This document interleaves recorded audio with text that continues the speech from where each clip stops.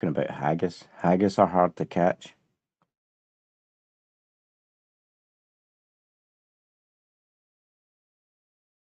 Freaking sheep stomach, is it not? No, they're little critters, man. They've got like 2 legs shorter than the others, so they run around the hills.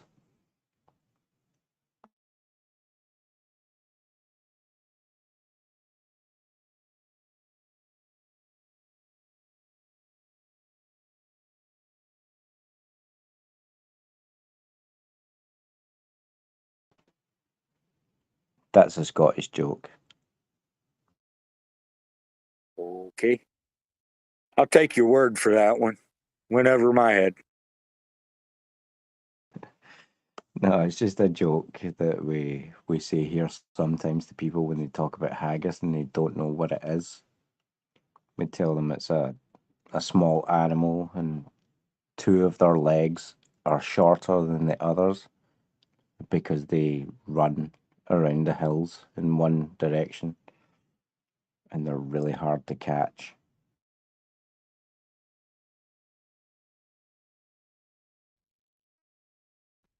Gotcha, because that's better than actually the truth of what haggis is.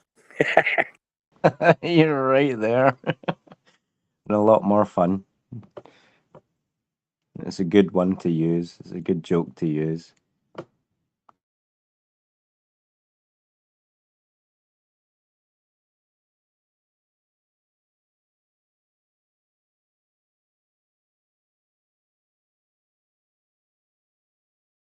It's kind of like when they talk about how big William Wallace's sword was.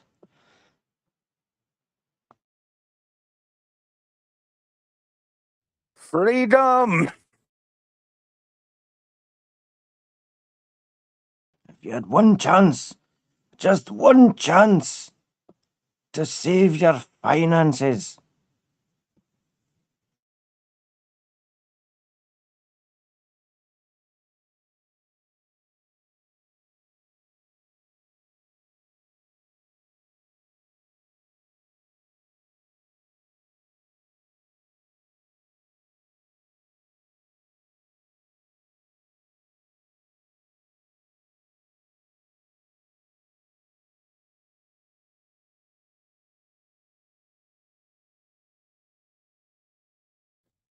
My dad got into that genealogy stuff, and he said somehow we were related to the Bruce.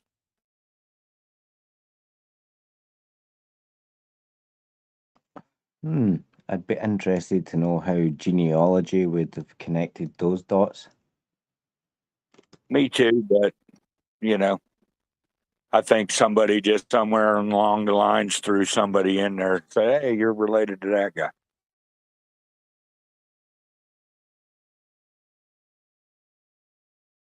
Yeah, I mean, if we're going into genealogy, it goes further back than Robert the Bruce, that's for sure. But I'm sure it sounds lovely.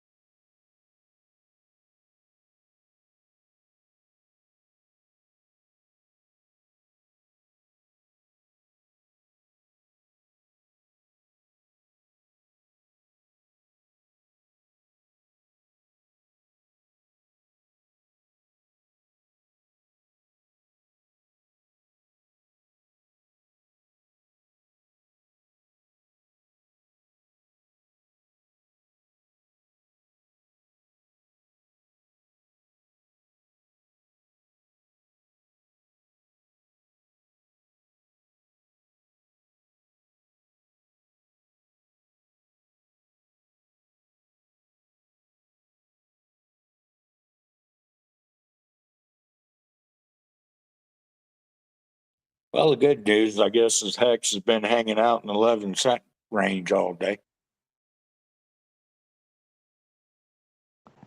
Yeah, it's been pretty stable and performing excellently. Can't complain.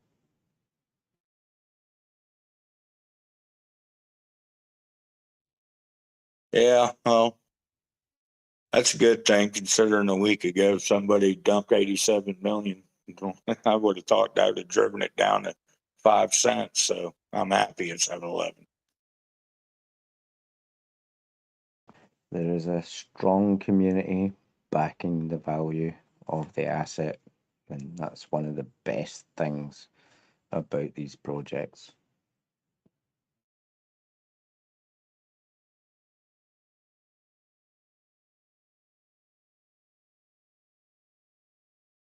I mean, they've literally set up a foundation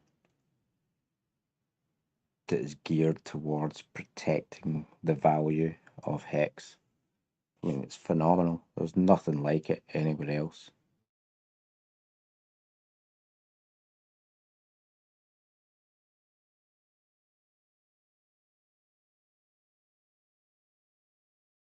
I agree. It's got a really strong community and glad to be a Hexican.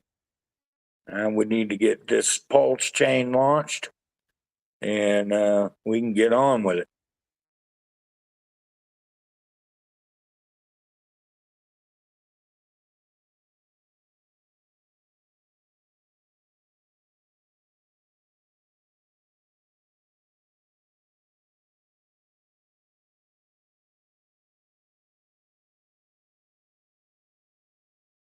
Yeah, I think there's way more people sitting in the shadows that most of us realize that are just waiting, and they're gonna pump the Pulsechain phenomenally.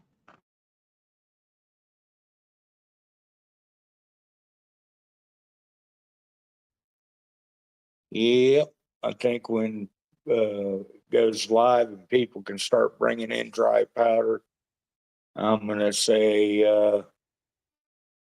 close to $1 billion in dry powder in the first day or two.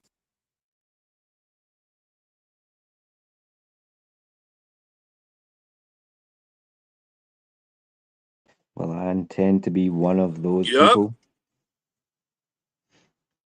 Hey guys, what percentage do you think of ERC20 holders know that they're about to get copies? 1%. So when you get 99% of the, you got over 1 million wallets that are about to find out. Oh my goodness, it's just, you know, we sit in this room and we try to answer questions, and I think Jake and Ader's got the trophy for onboarding new people, but we're all talking about it outside of this, and it's still only like 1 or, you know, single digit percentages. Just imagine, because they will find out, hey, there's free money over here. Just imagine what's going to happen when that amount of people find out at once, or within a period of time, a short period of time. This don't channel's have- gonna, you know what I mean? Everyone's gonna get smoked on this channel. I mean, they're gonna just be like flooding it.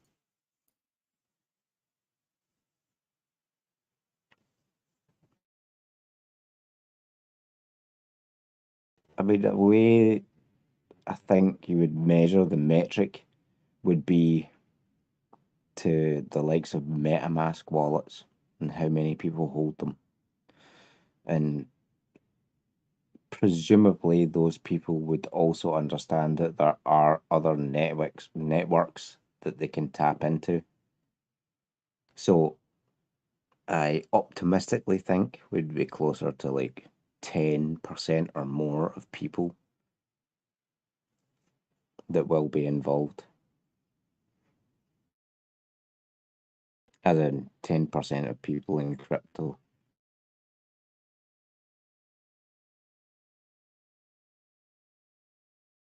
Well, you can use the metric with the MetaMask, that's probably a good one, but I do know that all the people that have their stuff on the exchange, they're not ever going to know about it. And people that really have a trust wallet, they're not going to really know about it because they can't change their RPC settings. So if they don't know about it, they'll never know about it. Yeah. I mean, I would be interested to know the number of, well, whatever the metric is for people that use MetaMask, because presumably a large percentage of them would understand RPC settings in different networks, etc. I presume. But maybe I'm just spoilt by this community where I'm so well educated on it.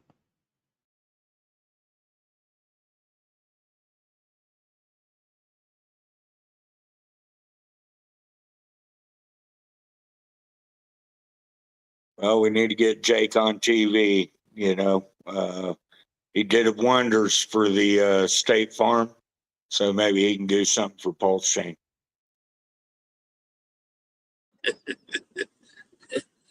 Oh yeah, I agree. I agree with that gentleman that was talking earlier, man. We really, there's so many people that don't know, you know, but we're gonna be doing some advertising. Richard's gonna be spending some money this year. It's gonna be pretty sick, man. Boy, we're in a good place.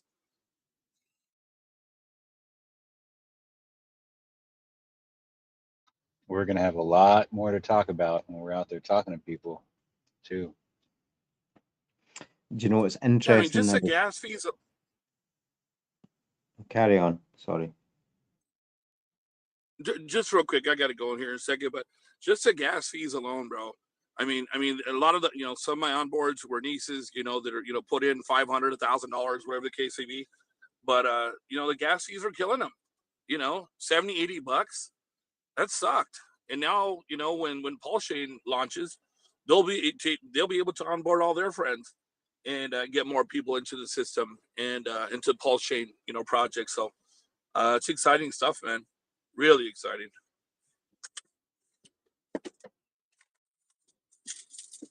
Well, it's exciting because there's a big convergence of humanity right now, and the cycle of humanity or the universe or whatever you want to call it. And it's interesting because there's a fork happening in society where you've got, you know, general society happening, then parallel society, and it's kind of fun how Pulsechain is working into that, where you have a fork from the commercial crypto into this parallel version of crypto that is like that parallel version of society where it's just about investing, holding, and redistributing within the society. And it's the same thing that's happening with Pulsechain.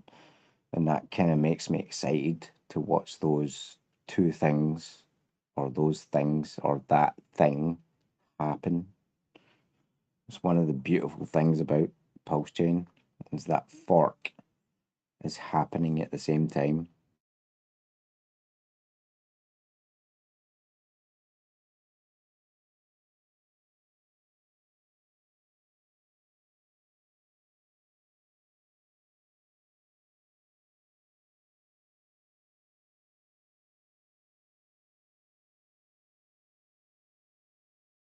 And damn, I'm glad I am part of it.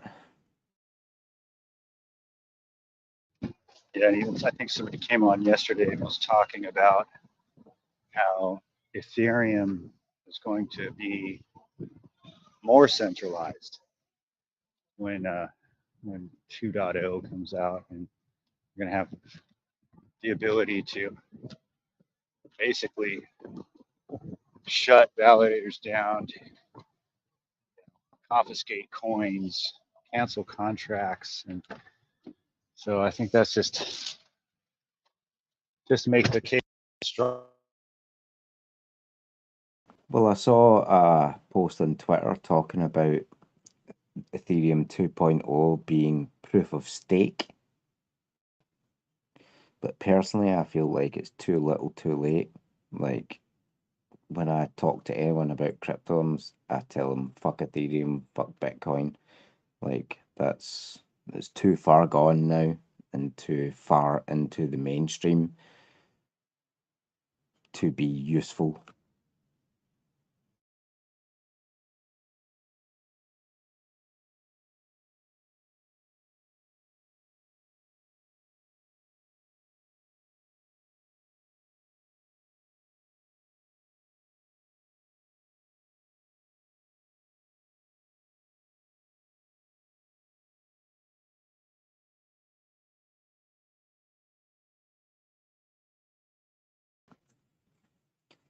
Pulsechain is the Netflix of crypto, man.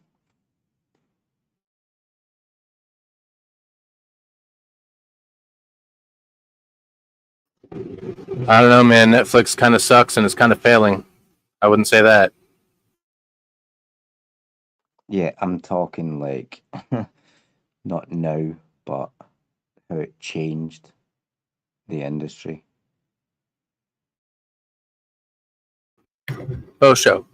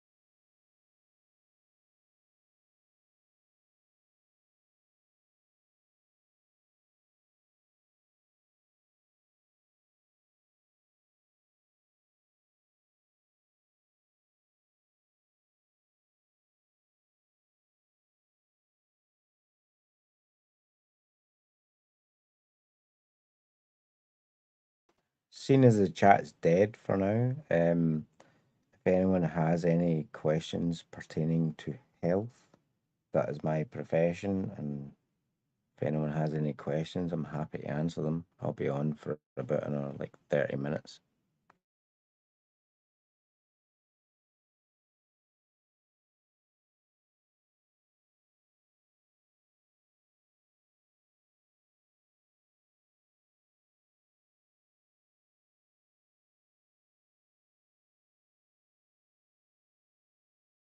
Yeah, hello, my Scottish friend. Have we got any clarity on whether when Pulse goes live, that the liquidity AMM bot is going to be completely unilaterally fair across providing swapping, the ETH liquidity Pulse, or is there a potential that it's going to be varied depending on the coin instruction? Oh, dude, I was saying if anyone has any questions on health, as in physical, mental, etc. health, the question you're asking is way above my pay grade, but I'm sure someone here can answer it. Oh, sorry. Yeah, that is mentally and No, don't health-wise apologize. affecting me.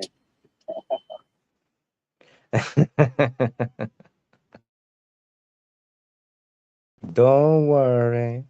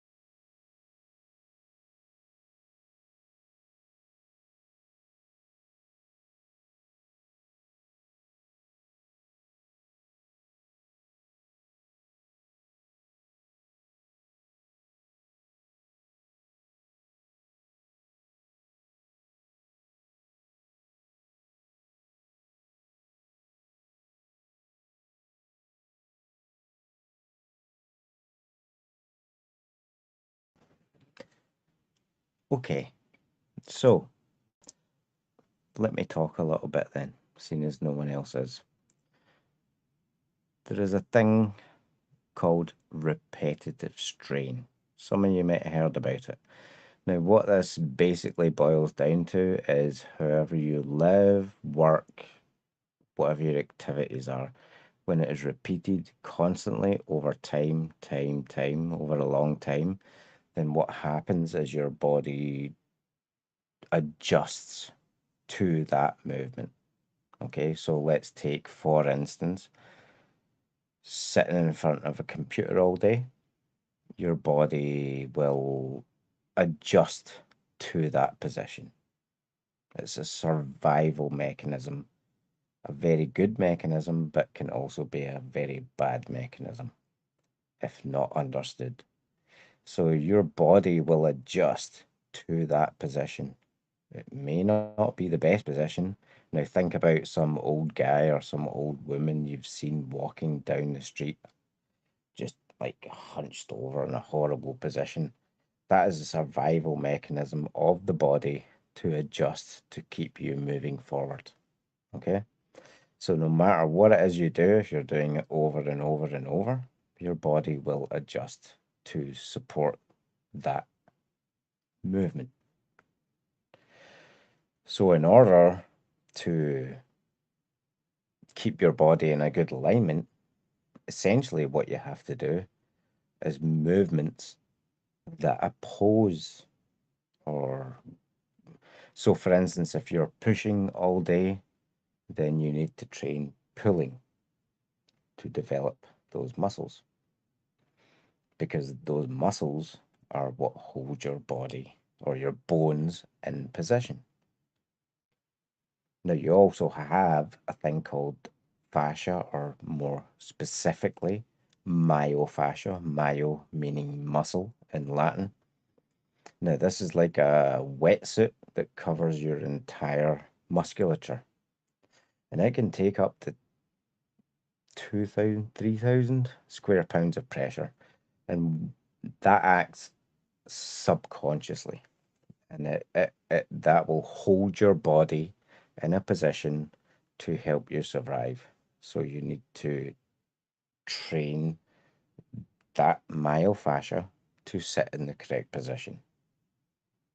This is done with postural engagement, as in understanding how you're holding your posture, and mindfully with the cognitive part of your brain. If we think about our mind, it has three sections. But with the cognitive part, you reprogram the subconscious to respond correctly. I hope that makes sense to people. So basically, everybody, including me, who works in this field of helping people to correct these things and adjust and also maintain so that they can do what it is they do, even me, I have to consider that. So, for instance, I teach people and train people constantly to develop the back of their body. Back for go, front for show, is something I say. So, therefore, I have to, in my personal work, focus on training the front of my body, because I spend most of my time in backward flexion.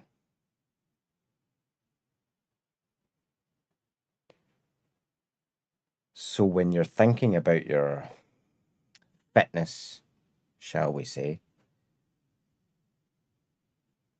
too much of it is focused on just destroying your body, when actually you should be building your body, balancing your body.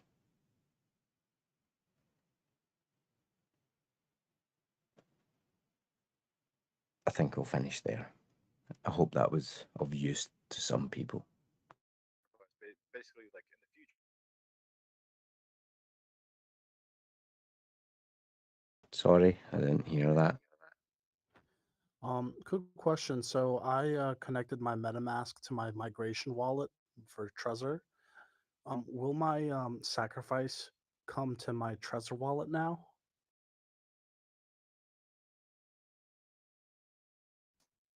Yes, as long as you migrated your seeds from your MetaMask, it will be on your treasure, although it technically is not on the treasure.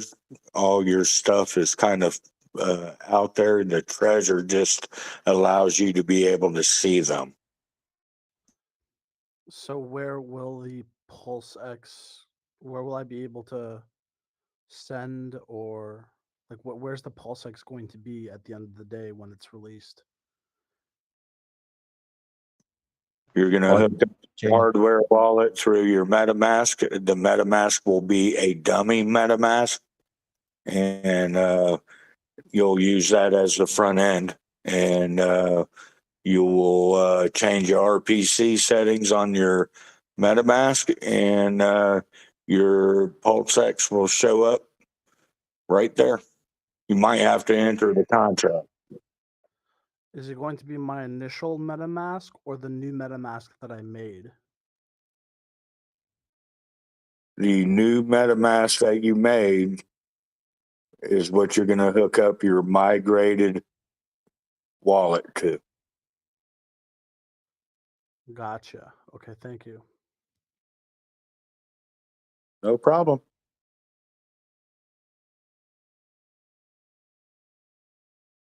Yeah, just so you're clear, as long as you checked and made sure that you did the migration properly, your original MetaMask should be deleted off your computer. You do not need it anymore. And you should have a new instance of MetaMask, which is going to be a dummy instance of MetaMask. Okay, I should delete that MetaMask off my. Okay, I got you. Thank you. No problem.